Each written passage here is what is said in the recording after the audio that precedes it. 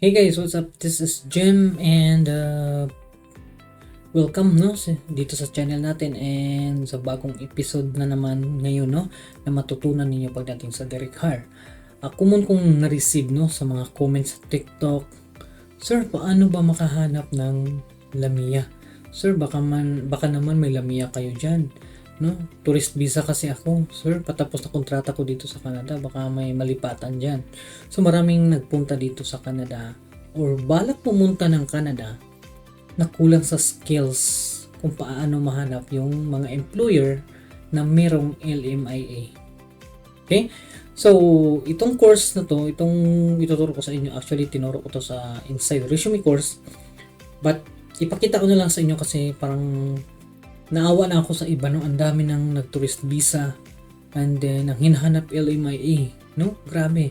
Halos everyday naka-receive ako ng ganun, sir. May LMIA ba kayo dyan? Okay? So, if isa kang tourist visa or temporary foreign workers naghahanap ng LMIA dito sa Canada, don't forget to share this video, pag may matutunan ka.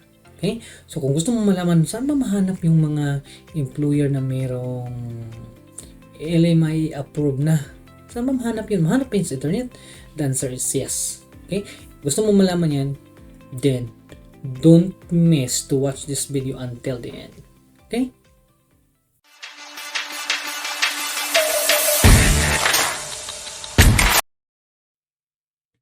Okay, so nandito tayo sa screen and ito yung i-type nyo sa Google, LMIA 2024 and then enter and then makita nyo tong Open Government Canada Temporary Foreign Worker Program, click mo yan and then nandito yung mga listahan ng employer na merong LMIA.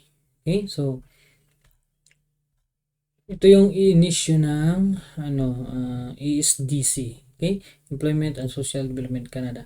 So all you have to do is go down sa pinakababa, and then hanapin niyo yung English kasi dalawang version kasi ito, French and English. Okay? So ito yung last quarter 2023 na issue to noong October to December. Okay? But itong LMIA is mag-work pa to hanggang 2024 kasi dati ang LMI is 1 year. Ngayon, yung bago nilang news, effective ngayong May, which is 6 months na lang. Okay? So, sa baba, nakalagay na yung blue na English, nakalagay.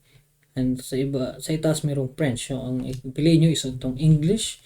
And then, click nyo itong Explore and then Download, So, pag download ninyo dyan, mapunta kayo sa download folder, which is ito. Okay? So, open nyo yan.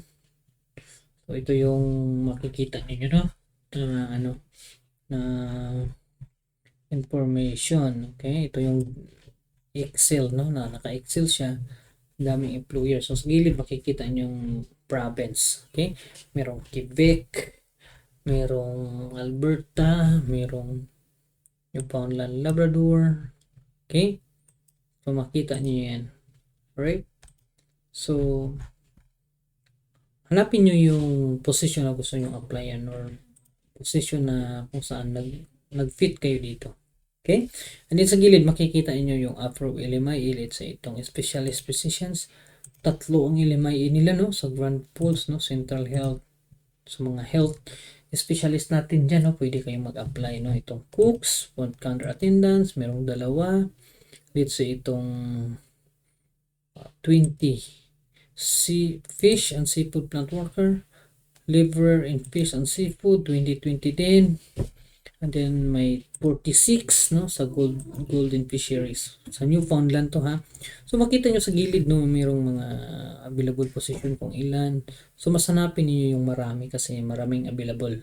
Pag isa medyo pahirapan kailangan ka dyan either inside Canada or mostly pag isa lang inside Canada hinahanap nila. Meron ding outside, but mostly piliin nyo yung maraming hiring or available position. Okay, like itong 90 ito, Georgetown, PEI, meaning Prince Edward Island, that's the meaning of PEI. Yan, may 10, may 25 na general farm workers. Okay, marami dito may accounting, may plumber, may truck drivers, may cook, may retail sales supervisors, may computer network technician, may human resource and recruitment, no? May transport truck drivers, transport truck drivers, 4, no? Sa Nova Scotia. Okay, mabilis ma-PR dyan, no? And then, sa mga carpenters, no? Ito, 6. Itong esthetician meaning yung mga nag-pedicure, nag-manicure, no? Pwede kayong maka-apply dito. Yan. Ito yung ngalan ng employer, no? Ni Fascia Nails Spa Limited. Okay, McDonald's Small Jobs Limited. So may 17 dito, no? Concrete finishers, more on I think construction, no? So meron namang 10, no? Mga laborer. Ayan. So hanapin nyo lang, no? So far, yan lang yung ko may turo ko sa inyo. Okay? So balik tayo sa screen. Okay. So yun na yun, no? Yun na yung listahan ng LMI kasi maraming struggle itong mga temporary foreign workers, mga nag-visitor visa, yung mga gustong mag-apply ng Canada tapos wala silang skills at hindi nila alam saan makahanap ng LMIA. Kung ko babasa sa message o sa comment, sir, may available ba kayo na LMIA? Tourist visa kasi ako. Okay? So, i-share mo to sa kanila. And kung may kaibigan ka na gustong mag-apply tapos naghanap ng LMIA, i-share mo tong video na to, please, para makatulong tayo sa kanila, ha? Okay? And kahit sabihin mo wag na mag-subscribe sa YouTube na to, basta ibigay mo tong video na to kasi makatulong to sa kanila. Okay? Sabihin mo, may nakilala akong nagbablog sa YouTube, no? Si Jem, tinuro niya kung paano kayo makahanap ng LMIA, no? Mga listahan ng employer. And imagine, there are 22,000 employers na binigyan ng ESDC, no? Approved positive LMIA, 22,000 employers. Makikita doon lahat ng position, yung company, yung address. Okay? So, ang gawin mo na lang, hanapin mo yung company, no? Hindi ko na ituro sa inyo kaya mahaba na yung video natin paano kayo mag-apply. So, hindi ko na maituro yan sa inyo is because unfair sa mga naging student ko. Kasi doon sa loob ng resume course o sa private group namin tinuro ko paano mag-apply, anong i-message. But this time, ito lang maibigay ko sa inyo yung listahan ng LMIA. Okay? Kayo na bahala kung paano nyo i-reach out yung company, paano nyo hanapin sa Google, basta yun na yung listahan. Okay? But if you want na ma-access yung video sa resume course, mapanood mo kung paano mag-apply, anong i-message, mag-comment ka sa video na to na gusto mo mag-enroll or pumasok sa group, no? Makabilang ka doon sa mga tinuturuan ko. Mag-comment ka lang, no? Dito sa video na to para malaman ko na interested ka. Okay?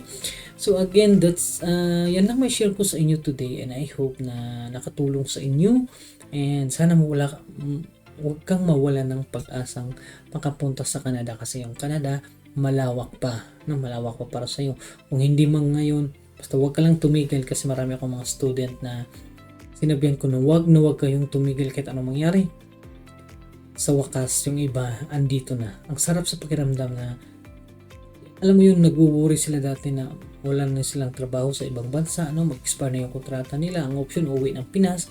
Pero dahil sa pagpursige nila, hindi na sila problema kasi nandito na sila sa Canada. Okay? Gusto mo ba na hindi ka naman problema sa pera? Well, kung yes ang sagot mo dyan, sacrifice, no? Willing to wait. Basta huwag kang tumigil kahit anong mangyari.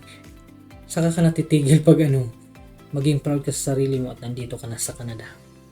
Okay? So again, this is Jem. Thanks for watching and see you next time. Bye-bye.